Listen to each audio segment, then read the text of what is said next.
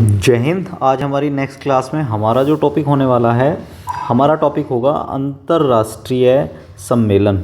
ठीक है, टॉपिक क्या होने वाला है? हमारा टॉपिक होने वाला है अंतर्राष्ट्रीय सम्मेलन। तो बात करते हैं, चलो अंतर्राष्ट्रीय सम्मेलन को लेकर क्या क्या चीज़ें इसमें आएंगी, उस सब चीज़ से जो है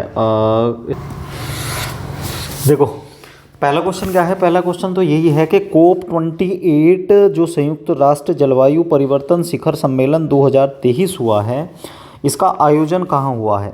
तो इसका आयोजन जो है दुबई में, और दुबई जो संयुक्त अरब अमीरात की राजधानी है, वहाँ पर जो है COP28 का सम्मेलन हुआ है। तो कोप की फुल फॉर्म क्या होती है? आप बताओ। चलो, कोप की जो है फुल फॉर्म क्या है? देखो, दो फुल फॉर्म पूछ रहा हूँ मैं आपसे, कोप और एक आपका UNCCC, ये दो फुल फॉर्म पूछ रहा हूँ मैं। तो अगर आप बता सकते हैं तो बताओ, नहीं तो मैं बता ही दूंगा UNCC और कोप की फुल फॉर्म क्या है। देखो, UNCC की तो मैं ही बता दे रहा हूँ कि आपका यूनाइटेड नेशन क्लाइमेट चेंज जो है क्या है, कॉन्फ्रेंस। और कोप की जो है क्या है, कॉन्फ्रेंस ऑफ पार्टीज़, इसकी फुल फॉर्म ये है। तो आगे चलते हैं, अब इसी पे बात करते हैं कि और क्या बन सकता है क्वेश्चन। देखो, आधिकारिक रूप से UNFCCC के पक्षकारों के जो सम्मेलन है, उनका 28वां जो है ये क्या था, सत्र था।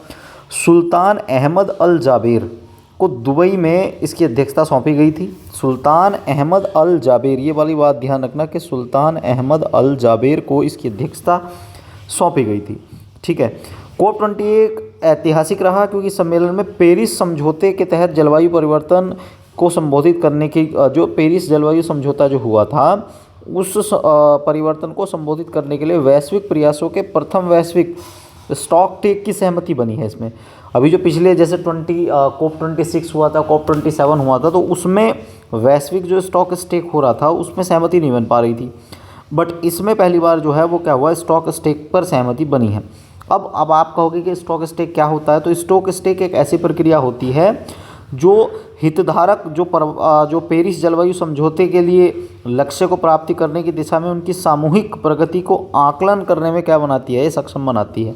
ठीक, दोबारा समझ लो कि जो देश पेरिस जलवायु समझौते को मानते हैं, उनके लक्ष्यों की प्राप्ति करने की दिशा में उनकी सामूहिक जो आकलन करने की क्षमता है, उनको सक्षम बनाती है। ये है आपका स्टॉक स्टेक।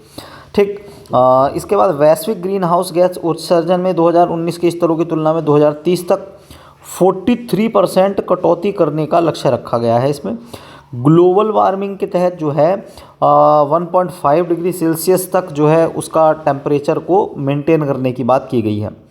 2030 तक नवीकरणीय ऊर्जा और शैक्षिक जो वैश्विक स्थापित क्षमता को 3 गुना करना। नवीकरणीय ऊर्जा जिस तरीके से आप कह सकते हैं सोलर पैनल से जो एनर्जी बनती है, वाटर से जो एनर्जी बनती है, उसकी बात कर रहे हैं, तो उसको जो है लगभग अब से 3 गुना करने का जो है जोर दिया जा रहा है। इसके अलावा क्या है कि 2030 तक विश्व की स्थापित नवीकरणीय ऊर्जा उत्पादन को कम से कम जो है 11,000 गीगावाट तक पहुँचाने का लक्ष्य रखा गया है। ठीक, 2030 तक प्रत्येक वर्ष ऊर्जा दक्षता के सुधार के लिए 2% से 4% करने का आह्वान किया गया है। ठीक है, विश्व बैंक की देखरेख में जो लॉस और डैमेज फंड होगा उसको बनाया जाएगा। और COP27 का जो मिस्र में जो है सम्मेलन हुआ था, उसकी जो चीज़ें हैं उनको भी कुछ रिपीट किया गया है। 26 हुआ था लंदन में, 27 मिस्र में, 28 दुबई में। ये ध्यान रखना, तीनों के तीनों। जलवायु परिवर्तन के प्रतिकूल प्रभावों से जूझ रहे विकासशील देश को मुआवजा देने के लिए भी एक कोष की स्थापना की गई है।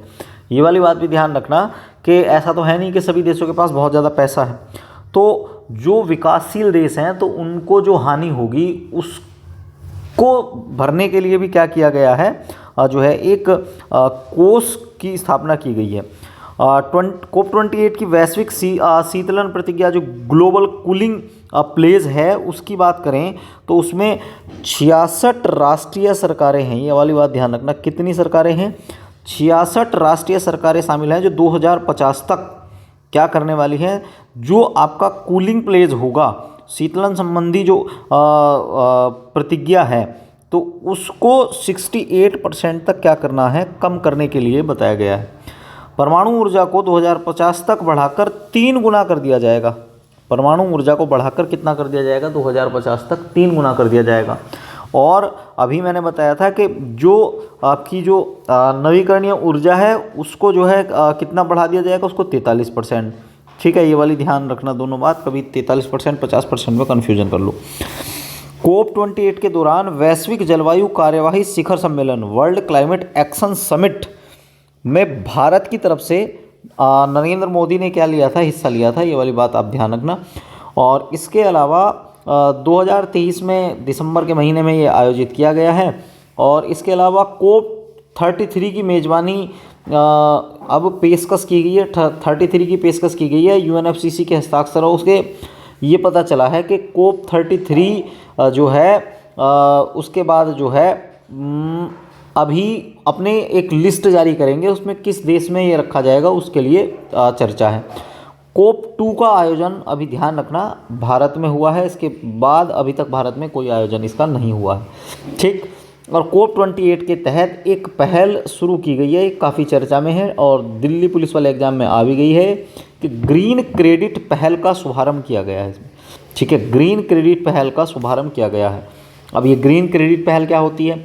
तो लाइफस्टाइल ऑफ एनवायरनमेंट के अभियान के तहत जो है क्या होता है कि हम किस तरीके से प्रकृति के टच में रह के अपना लाइफस्टाइल सुधार सकते हैं, उसको लेकर इसमें बात की गई है। ठीक है, इसके अलावा ग्रीन राइजिंग पहल भी है भारत में। COP28 की ग्रीन राइजिंग पहल का भी क्या किया गया है? शुरुआत किया गया। इसके अलावा ग्लोबल रिवर सिटीज़ अलायंस, एक ये वाला मुद्दा बड़ा चर्चा में चला था थोड़े दिन पहले कि ग्लोबल रिवर सिटीज़ अलायंस क्या है। तो अभी जो 2019 में जो जल शक्ति मंत्रालय भारत सरकार ने बनाया था, तो उसमें NMCG जो राष्ट्रीय स्वच्छ गंगा मिशन है, नेशनल क्लाइमेट गंगा मिशन जो चल रहा है, तो नेशनल क्लीन गंगा मिशन जो चल रहा है, इसके नेतृत्व में COP28 के दौरान जो है ग्लोबल रिवर सिटीज अलायंस को जो है क्या किया गया था? लॉन्च किया गया था।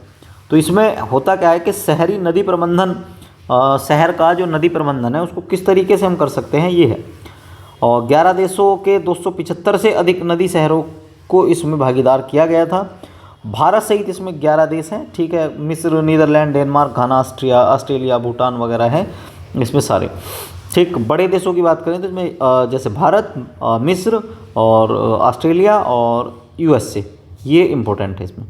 तो 2023 संयुक्त अरब अमीरात द्वारा COP28 के पूरे विश्व के सबसे बड़े एकल साइट सौर संयंत्र अल Dhafra solar वोटोवोल्टेइक independent power project का भी उद्घाटन किया गया। ध्यान रखना कि विश्व का सबसे बड़ा एकल साइट सौर ऊर्जा संयंत्र, ठीक है, दोबारा बोल रहा हूँ मैं, विश्व का सबसे बड़ा एकल साइट, विश्व का सबसे बड़ा एकल साइट सौर ऊर्जा संयंत्र, नाम क्या है इसका? नाम है इसका Al Dhafra solar photovoltaic independent power project. इसका उद्घाटन किया गया है। इसकी क्षमता कितनी है? इसकी क्षमता सर 2 गीगावाट है। क्षमता कितनी है इसकी? इसकी क्षमता 2 गीगावाट है। COP29 का आयोजन जो है अब अजरबैजान में किया जाएगा। ठीक है, कहाँ पर किया जाएगा? देखो, 26 लंदन, 27 मिस्र, 28 हो गया आपका दुबई में, 29 आपका अजरबैजान में, और COP30 ये ब्राज़ील में होगा। ठीक है, कहाँ पर होगा? COP30 2025 में ब्राज़ील में। तो ये ध्यान रखना है आपको। एक COP5 में एक रोग होता है मिनी माता। मिनी माता जो है, मिनी माता को लेकर, मिनी माता एक्चुअल में पारे से ये रोग होता है। सबसे पहले ये जापान में देखा गया था। 2011 में जापान में जो फुकुशिमा जो नामक शहर है, वहाँ पर जो सुनामी आई थी, तो वहाँ पर क्या हुआ था कि फुकुशिमा जो परमाणु संयंत्र है उसको, उसका जो यूरेनियम वगैरह था, और वहाँ जो है वो नाभिकीय संलयन हो गई थी, वाटर के साथ एक रिएक्शन हो गई थी, तो उसमें पारा पहुँच गया। अब जब वहाँ के लोगों ने जो है पानी पिया तो उसके बाद उनको मिनी माता रोग हो गया। ठीक है, तो हुआ क्या इस तरीके से, तो उसको लेकर अब एक बैठक हुई है। तो मिनी माता अभिसमय के पर 5वीं बैठक का आयोजन किया गया है, और इसका आयोजन जेनेवा स्विट्जरलैंड में मिनी माता के रोकथाम के लिए किया गया है। इसके लिए जागरूकता कैसे करेंगे? तो ये थोड़ा ध्यान रखना कि कोप जो 5 है इसकी अध्यक्षता क्लाउडिया डिमित्रू द्वारा की गई, जो रोमानिया देश से संबंधित है। कोप 5 मिनीमाता है ये, ठीक है। कोप 28 अलग, तो ये उसका, ये तो है इन्वायरमेंट को लेकर। कोप 5 की अगर बात करेंगे तो ये आपका स्वास्थ्य को लेकर है, ठीक। कोप 5 में 23 निर्णय अपनाए गए हैं, जिसमें से कुछ महत्वपूर्ण निर्णय हैं, जैसे बैक्टीरिया स्विचेज, रिलेज, फ्लोटोरोसेंट लैंप जो होते हैं, तो इनके यूज़ पर जो है धीरे धीरे मतलब जो लोग इनको यूज़ कर रहे हैं उनको जागरूक किया जाएगा, धीरे धीरे इनको क्या कर दें, छोड़ दें। जैसे दंत मिश्रण 2025 तक चरणबद्ध तरीके से कम करने का निर्णय लिया गया है। डेंटल जो है अमलगम क्या होता है, दंत अमलगम अगर आपसे पूछा जाए तो इसमें आप ऐसे समझ लो कि जैसे हड्डियों का जो चूरा होता है ना, उसका काफ़ी बड़ी मात्रा में यूज किया जा रहा है भारत में। तो जैसे ब्यूटी प्रोडक्ट मोस्टली जो है वो क्या होते हैं, शरीर के लिए हानिकारक होते हैं, तो उन ब्यूटी प्रोडक्ट में अमलगम की मात्रा धीरे धीरे क्या की जा रही है, कम की जा रही है, ठीक है।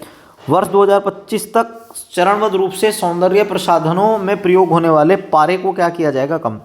मोस्टली जितने भी महंगे आइटम होंगे, जैसे आप ये बड़ी बड़ी कंपनियों के, ब्रांडेड कंपनियों के जो 12 घंटे 24 घंटे, या जो वाटर प्रूफिंग जो लिपस्टिक आईलाइनर वगैरह होते हैं ना, तो इनमें सबसे ज़्यादा जो क्या होता है, इनमें सबसे ज़्यादा पारा होता है, तो ये बॉडी को सबसे ज़्यादा नुकसान पहुंचाते हैं। तो उसके लिए जो है यहाँ पर कोप 5 का आयोजन किया गया है कि इनका धीरे धीरे क्या किया जाए, यूज़ कम किया जाए, और जो कंपनियां हैं उनको हिदायत दी जाए कि आप इनका यूज़ जो है अपने प्रोडक्ट में कम करें, ठीक।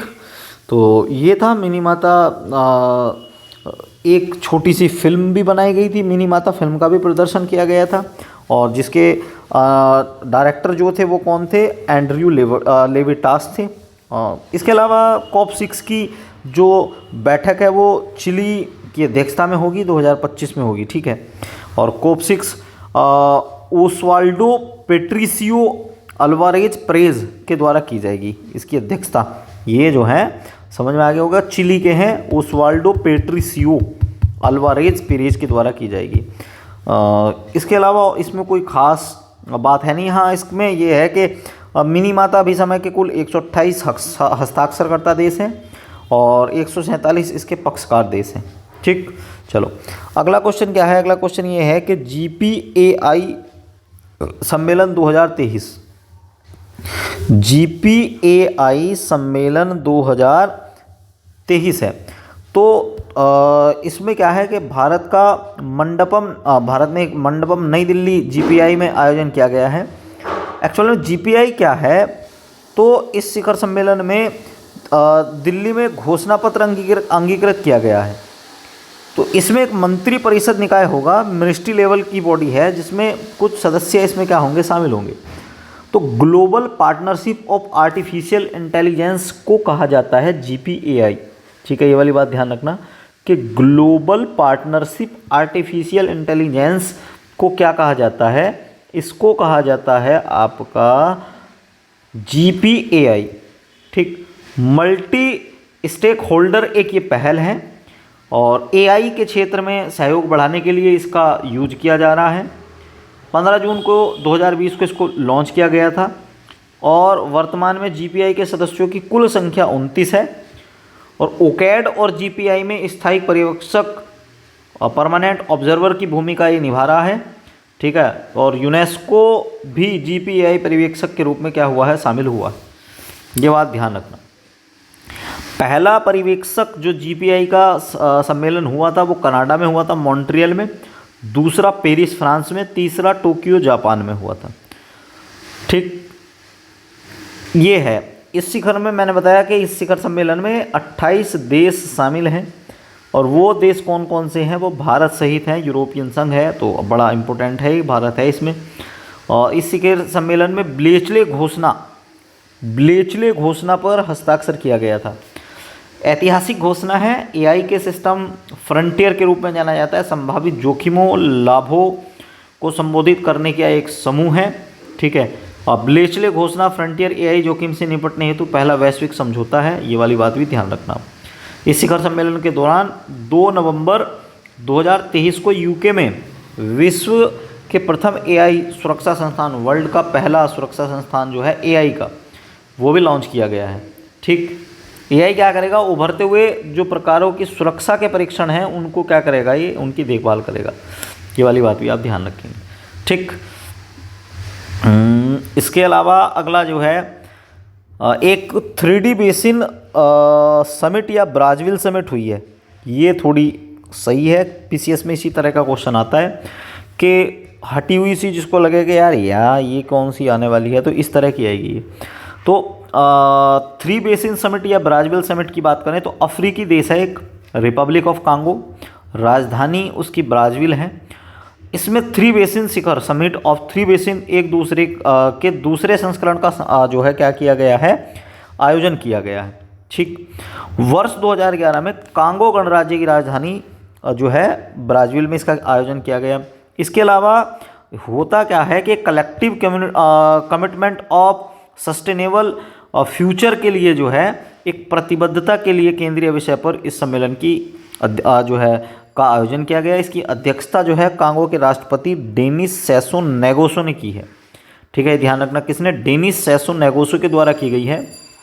और इसके अलावा आप ये भी ध्यान रख सकते हैं कि विश्व में जो कई राष्ट्र हैं जो इसके प्रतिनिधि के रूप में क्या हुए, शामिल हुए हैं। भारत के विदेश राज्य मंत्री जो वी मुरलीधरन है, उन्होंने इसमें क्या किया था, हिस्सा लिया था। ठीक है, भारत के वी मुरलीधरन ने इसमें क्या लिया था, हिस्सा लिया था। 3 बेसिन क्या है, तो एक्चुअल में कर्क रेखा और मकर रेखा के बीच अवस्थित अमेजन बेसिन, कांगो बेसिन और बोर्नियो मेकांग दक्षिण पूर्वी एशिया के बेसिन को 3 बेसिन कहा जाता है। ये इम्पोर्टेंट है, 3 बेसिन चर्चा में रहा है, तो 3 बेसिन को आप ध्यान रखेंगे। ठीक है, इन 3 बेसिन के अंतर्गत 80% उष्णकटिबंधीय वन क्षेत्र शामिल है। साथ ही 2/3 जैव विविधता भी इन बेसिन के अंतर्गत ही आती है।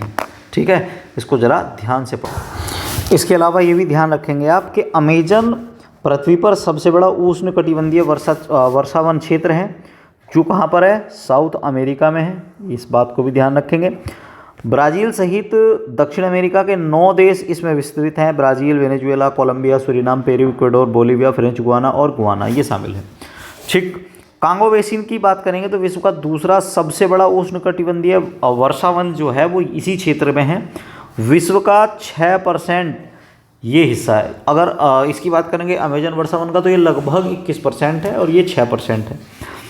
इसके अलावा गणराज्य जो जैसे कांगो गणराज्य है, कैमरून, और इसके अलावा डेमोक्रेटिक, और जिसको DRC बोलते हैं, DRC जो है डेमोक्रेटिक कांगो गणराज्य, गैबोन है, इक्वेटोरियल गिनी है, मध्य अफ्रीकी गणराज्य है।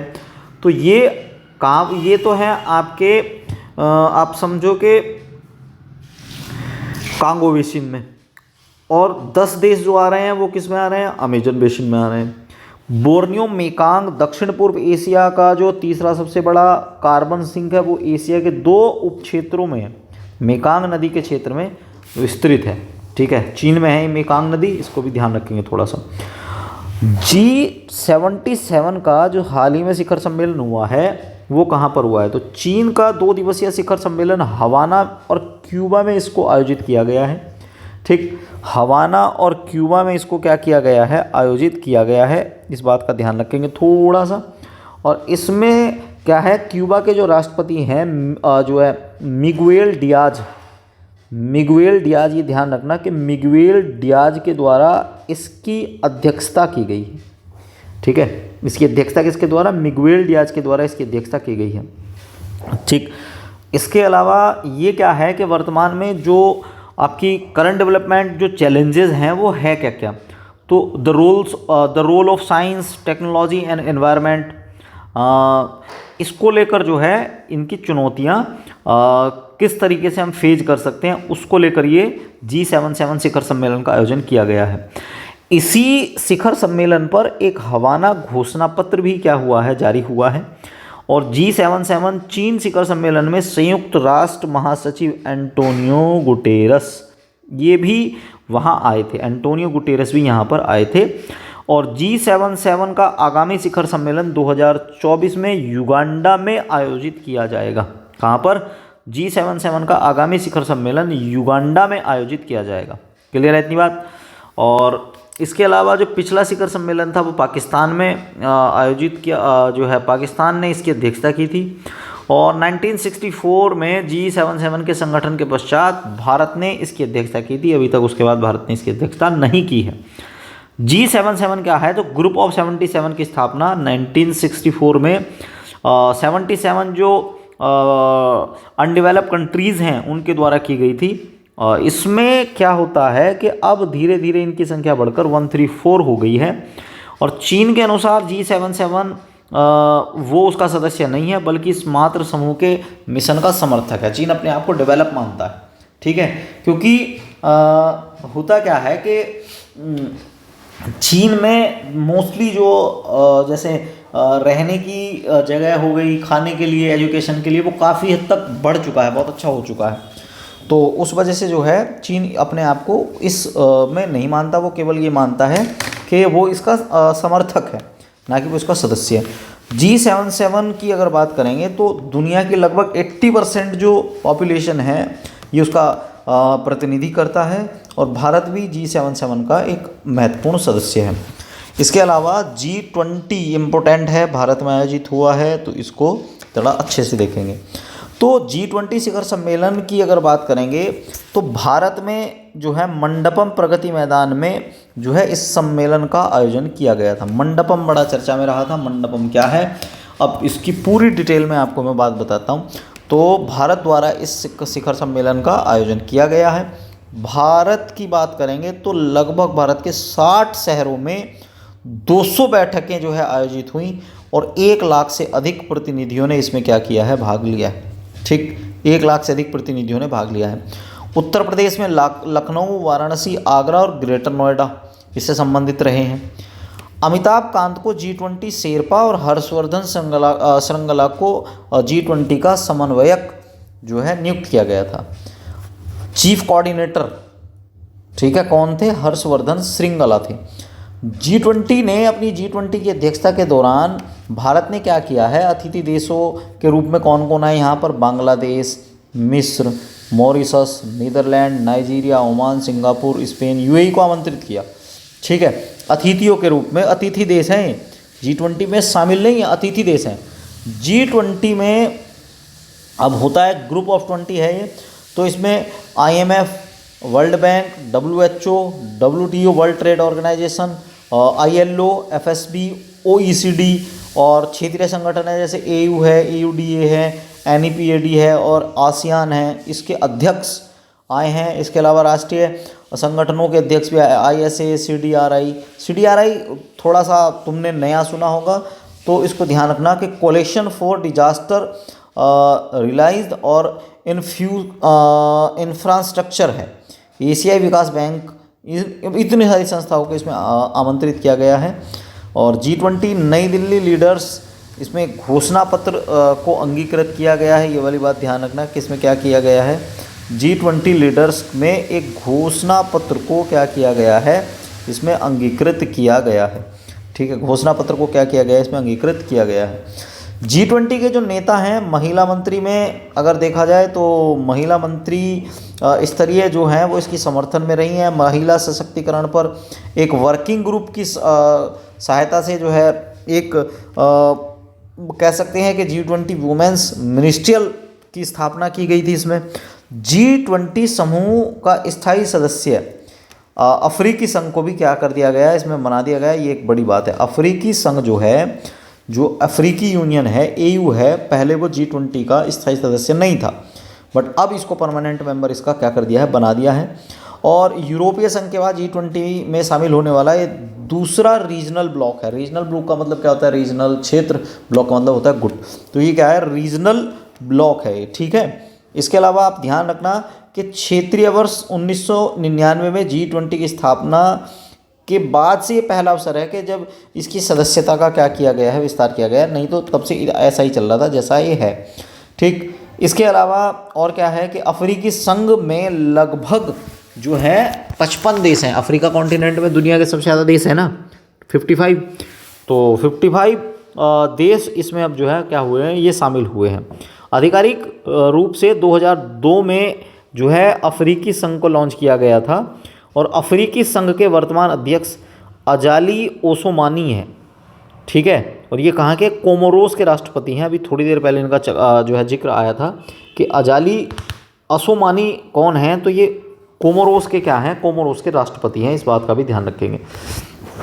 इसके अलावा G20 के दौरान ही वैश्विक जैव ईंधन गठबंधन का शुभारंभ किया गया था, ये भी इम्पोर्टेंट है, ठीक है। वैश्विक जैव ईंधन गठबंधन का शुभारंभ किया गया था और इसमें नरेंद्र मोदी ने सिंगापुर के, बांग्लादेश के, इटली के, अमेरिका के, ब्राज़ील, अर्जेंटीना, मॉरिशस, यूएई के नेताओं के साथ मिलकर वैश्विक जैव ईंधन गठबंधन का शुभारंभ किया था, ठीक है। GBA से ध्यान रखना, GBA ग्लोबल बायोफ्यूल एलियंस, ठीक है। GBA भी काफ़ी चर्चा में रहा था थोड़े दिन पहले, तो GBA को भी थोड़ा ध्यान रखेंगे कि GBA क्या है। तो UAE, America, Bangladesh, Italy, Argentina, Mauritius, Brazil, इन सब के जो राष्ट्र प्रमुख हैं उनसे उन्होंने मिलकर जो है क्या किया, GBA को लॉन्च किया था।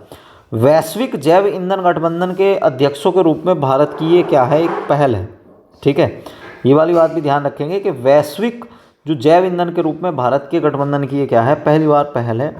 और सेंट्रल रेस्पॉन्सिबिलिटी का भी काम जो है इसमें भारत करेगा। ऐसा नहीं है कि इस गठबंधन में अमेरिका को या चाइना को या यूरोपियन यूनियन है इसको कोई बड़ा पद दे दिया जाएगा, इसमें ऐसा कुछ नहीं है। भारत इसका सेंट्रल रेस्पॉन्सिबल पर्सन के रूप में होने वाला है, ठीक है।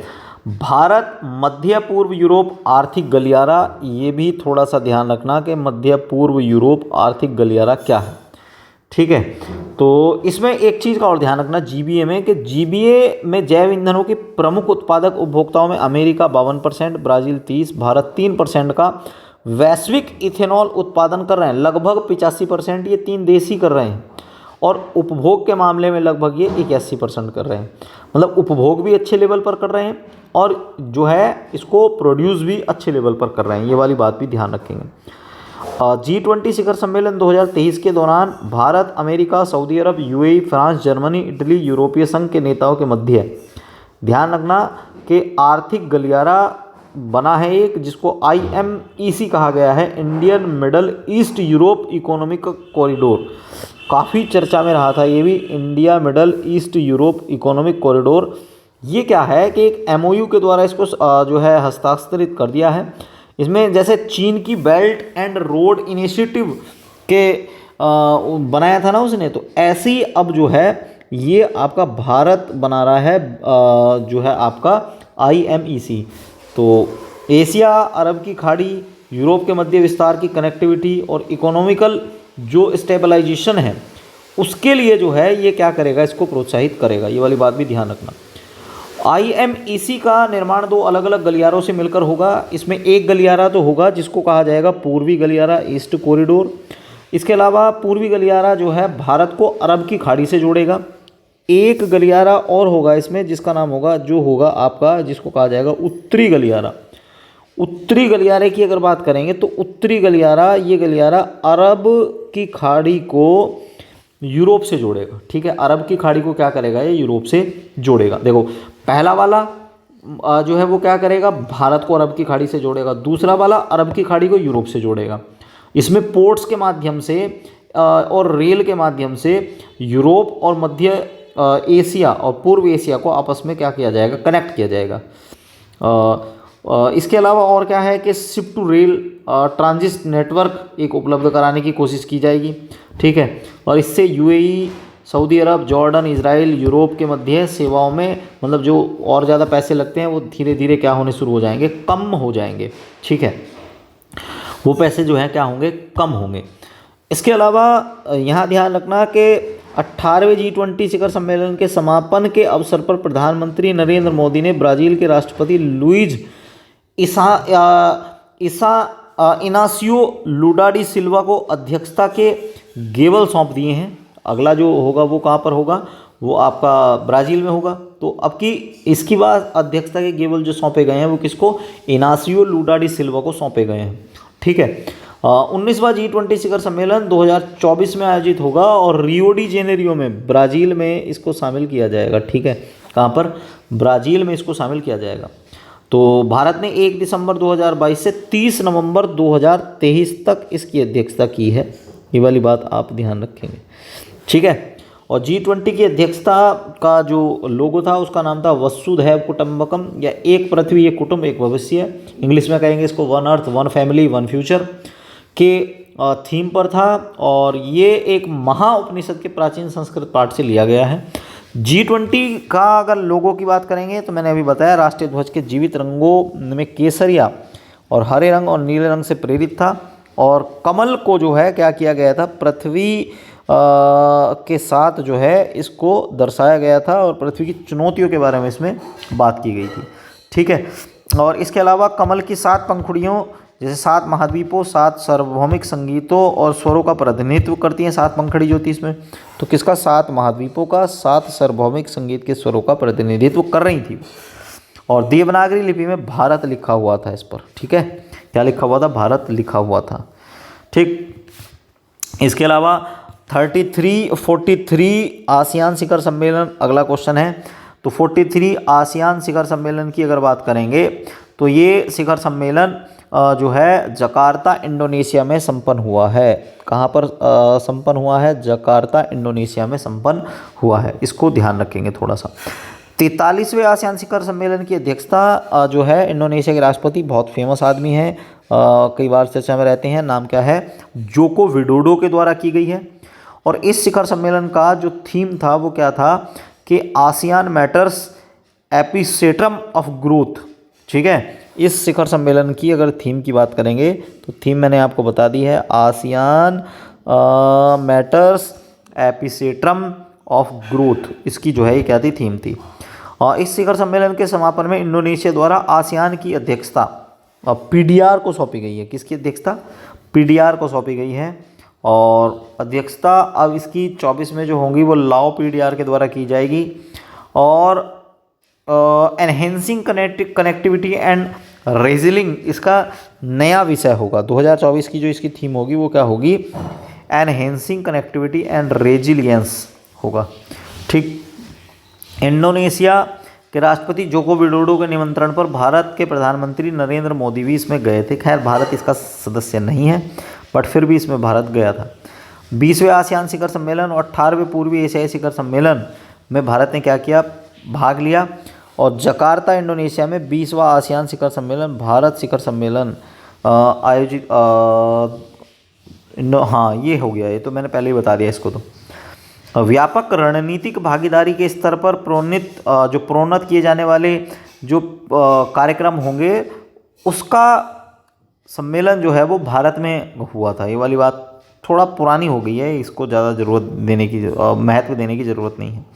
भारत पूर्वी एशिया शिखर सम्मेलन का एक संस्थापक सदस्य है। ये वाली बात ध्यान रखना कि भारत पूर्वी एशिया शिखर सम्मेलन का संस्थापक सदस्य है और वो कोशिश कर रहा है कि इस तंत्र को पूरी तरीके से क्या कर दिया जाए, इस पूरी तरीके से इस तंत्र को बहुत सुदृढ़ बना लिया जाए, ठीक है। क्या किया जाए, इस तंत्र को सुदृढ़ बना दिया जाए, ठीक।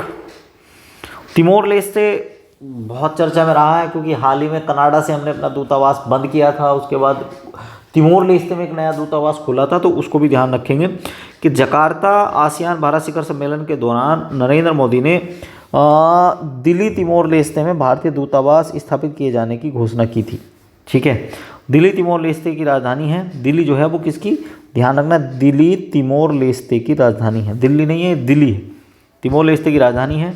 और ये शहर इसलिए महत्वपूर्ण है क्योंकि पुर्तगाल इंडोनेशिया से देश की स्वतंत्रता के लिए संघर्ष की याद दिलाता है, ठीक है। तो ये थोड़ा सा इम्पोर्टेंट है।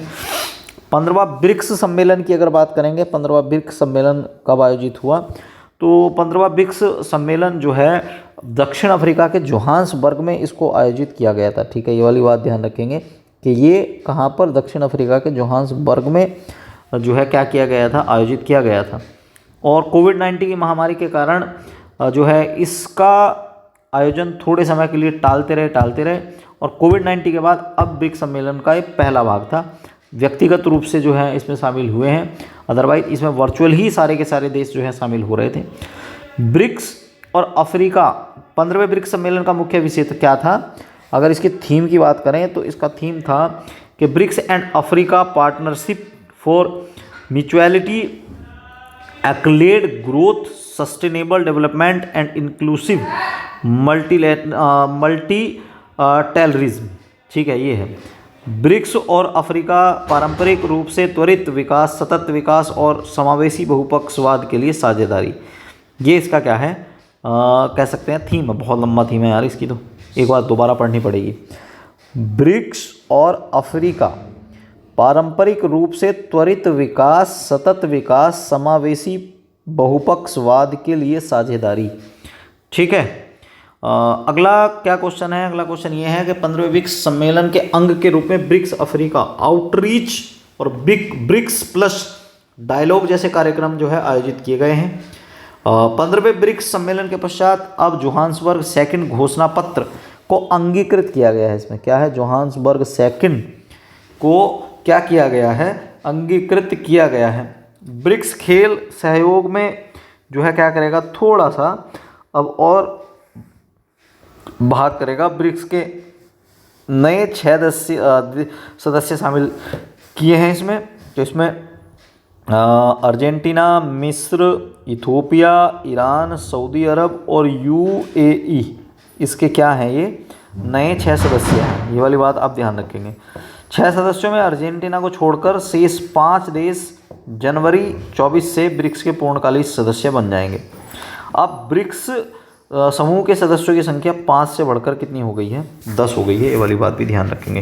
तो क्या है, अर्जेंटीना, मिस्र, इथोपिया, ईरान, सऊदी अरब और यूएई इसके क्या हैं, नए देश हैं।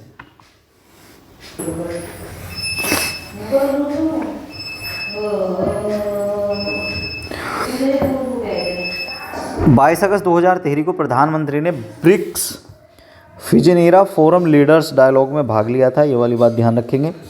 और इस शिखर सम्मेलन के दौरान ब्रिक्स स्पेस एक्सप्लोरेशन कंसोर्टियम के गठन का भी प्रस्ताव दिया गया है। ठीक है, प्रधानमंत्री ने ब्रिक्स देशों के मध्य पारंपरिक औषधि के भंडार की स्थापना का प्रस्ताव भी दिया।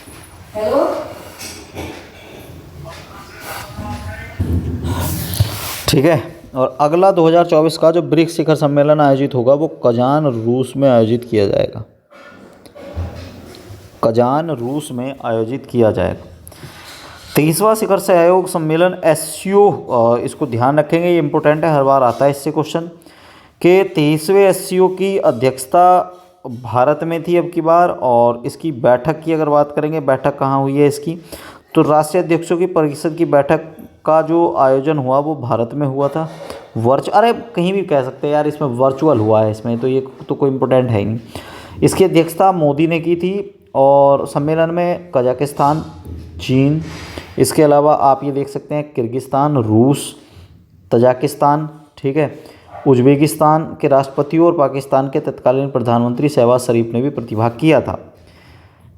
एससीओ के परिवेक्षक देशों की संख्या की अगर बात करेंगे तो ईरान, बेलारूस, मंगोलिया, इनके राष्ट्राध्यक्षों ने भी शामिल हुए। तुर्कमेनिस्तान इसमें अतिथि देश के रूप में आया था। ठीक है, इस सम्मेलन में नेताओं के द्वारा नई दिल्ली घोषणा पत्र को अपनाया गया है। और ईरान एससीओ का 9वां सदस्य बन गया है। इसके अलावा एससीओ के सदस्य देश का दर्जा प्राप्त करने के लिए बेलारूस द्वारा क्या किया गया है, मेमोरेंडम ऑफ ऑब्लिगेशन पर सिग्नेचर किए गए हैं। तो बेलारूस द्वारा एससीओ की सदस्य प्राप्त करने की प्रक्रिया वर्ष 2024 में लगभग पूरी हो जाएगी। और इसके बाद जो है कजाकिस्तान में एससीओ का 2024 का शिखर सम्मेलन आयोजित होगा। ये इंपॉर्टेंट है। अगले क्वेश्चन पे आते हैं। तो अगला आपका क्या है, अगला है आपका अंतर्राष्ट्रीय निर्वाचन। अंतर्राष्ट्रीय निर्वाचन की अगर बात करें तो क्रिस्टोफर मार्क लक्सन न्यूजीलैंड के नए प्रधानमंत्री बने हैं। ये बात आप थोड़ा ध्यान रखेंगे कि क्रिस्टोफर मार्क लक्सन न्यूजीलैंड के नए प्रधानमंत्री क्या हैं, बने हैं। ये इंपॉर्टेंट है। न्यूजीलैंड के कई बार प्रधानमंत्री पूछे जाते हैं क्योंकि सबसे शांत देशों में से एक देश है न्यूजीलैंड। ठीक है, सबसे शांत देशों में से एक देश है कौन, न्यूजीलैंड। अगली बात करेंगे तो न्यूजीलैंड के नए प्रधानमंत्री तो बने हैं, ये 42वें प्रधानमंत्री हैं, ये भी इम्पोर्टेंट बात है। 2023 में न्यूजीलैंड में आम चुनाव हुए थे और इसमें जो वर्तमान की जो सत्तारूढ़ लेबर पार्टी थी वो हार गई थी। और न्यूजीलैंड में जो चुनावों के बाद एसीटी जो पार्टी है उसने क्या किया था, गठबंधन किया और उसके बाद जो है नई पार्टी के जो है 3 पार्टियों का गठबंधन हुआ है और ये सरकार बन गई है। न्यूजीलैंड फर्स्ट पार्टी के नेता विंस्टन पीटर्स, और ये इम्पोर्टेंट नहीं है, ये ज़्यादा गहराई वाली बात है इसमें। ये देखो हाँ कि इसमें ध्यान रखना कि अगला क्वेश्चन है, इसको तो ये छोड़ दो, न्यूजीलैंड के प्रधानमंत्री कौन है, बहुत ज़्यादा डीपली है। तो अगला क्या है कि डेनियल नोबोआ इक्वेडोर के निर्वाचित राष्ट्रपति हैं। हाल ही में जो अगला क्वेश्चन है वो है श्रीथा थाविशिन थाईलैंड के नए प्रधानमंत्री बने हैं। इनकी पार्टी का नाम था फ्यू थाई पार्टी, ठीक है। और श्रीथा थाविशिन को थाईलैंड के प्रधानमंत्री के रूप में चुना गया है, ये ध्यान रखना, 30वें प्रधानमंत्री बने हैं। पैराग्वे के राष्ट्रपति की बात करें तो सैंटियागो पेना ने पैराग्वे के नए राष्ट्रपति की शपथ ली है और इनकी पार्टी का नाम था एसोसिएशन कोलोराडो पार्टी है, एसोसिएशन कोलोराडो पार्टी, ठीक। इसके अलावा पाकिस्तान के नए प्रधानमंत्री की अगर बात करेंगे तो ये क्वेश्चन थोड़ा सा आउट है, इसको आप छोड़ सकते हैं क्योंकि प्रधानमंत्री इसके अलग अलग हो गए हैं, 2-3 बार चेंज हो गए, तो इसको छोड़ दो। नेपाल राष्ट्रपति चुनाव 2023 हुआ है तो रामचंद्र पेंडोल ने नेपाल के राष्ट्रपति पद की शपथ ली है। 2008 में नेपाल के गणतंत्र बनने के बाद वो 3रे राष्ट्रपति बने हैं। इन्होंने विद्या देवी भंडारी का स्थान लिया है और समाजवादी पार्टी जेएसपी जो है जनता समाजवादी पार्टी के नेता हैं और जेएसपी के राम साहेब प्रसाद को उपराष्ट्रपति चुना गया है। वियतनाम के राष्ट्रपति के चुनाव की अगर बात करेंगे तो वो वैन थुओंग वियतनाम के नए राष्ट्रपति बने हैं।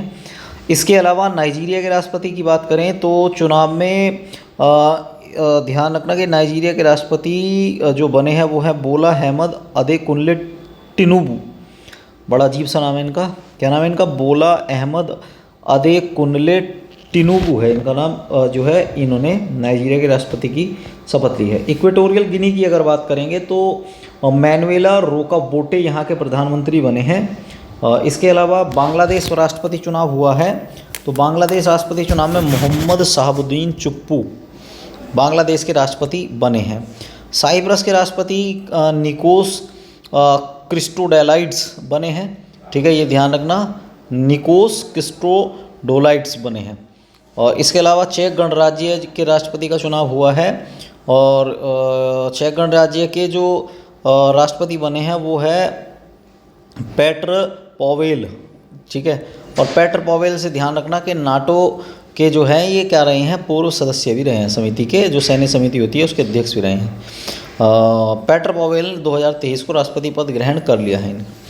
अब अंतर्राष्ट्रीय आपदाओं से क्वेश्चन बन सकता है कि जैसे क्वेश्चन ये बन सकता है कि चक्रवात बिपरजॉय, ठीक है, चक्रवात बिपरजॉय जो है वो कहाँ पर आया है, तो 6 जून 2023 को दक्षिण पूर्व अरब सागर में बिपरजॉय की उत्पत्ति हुई थी और अरब सागर से उत्पन्न होने वाला यह पहला चक्रवाती तूफान था 2023 में, ठीक। और जून के आसपास सौराष्ट्र कच्छ में लैंडफॉल किया और इसने 13 दिन तक जो है अपना असर दिखाया था। और अत्यधिक चक्रवाती मतलब उल्लेख, जब अरब सागर के ऊपर मानसून के दौरान अत्यधिक गंभीर चक्रवाती तूफान का औसत जीवन काल 6 दिन होता है, ठीक। इसके अलावा बिपरजॉय का जीवन काल अत्यधिक गंभीर चक्रवाती तूफानों के औसत जीवन काल घंटे से 2 गुने से भी ज़्यादा रहा। भारत का जो मौसम डिपार्टमेंट है बिपरजॉय वर्ष 1977 के बाद जो है उत्तरी हिंद महासागर में उठने वाला सबसे लंबे अवधि का जो है चक्रवाती तूफान रहा है, हमारे मौसम विभाग ने ये कहा था। माउंट मेरापी काफ़ी चर्चाओं में रहा है, तो माउंट मेरापी जो है इंडोनेशिया के जावा द्वीप पर एक ज्वालामुखी है जो प्रफुल्लित हुआ है या फटा है, आप ये कह सकते हैं। इंडोनेशिया का सबसे सक्रिय ज्वालामुखी है और प्रशांत का जो रिंग ऑफ फायर है एरिया है उसमें जो है ये अवस्थित है। इसके अलावा चक्रवात फ्रेडी काफ़ी चर्चाओं में रहा था कि उष्णकटिबंधीय चक्रवात फ्रेडी पहली बार मेडागास्कर के तट पर जो है इसने लैंडफॉल जो है किया था और इससे Mozambique, Zimbabwe, Malawi, Madagascar, Zambia और रियूनियन जो द्वीप हैं वो इससे जो है क्या हुए थे, प्रभावित हुए थे। ये वाली बात आप ध्यान रखना, ठीक, तो आगे चलते हैं।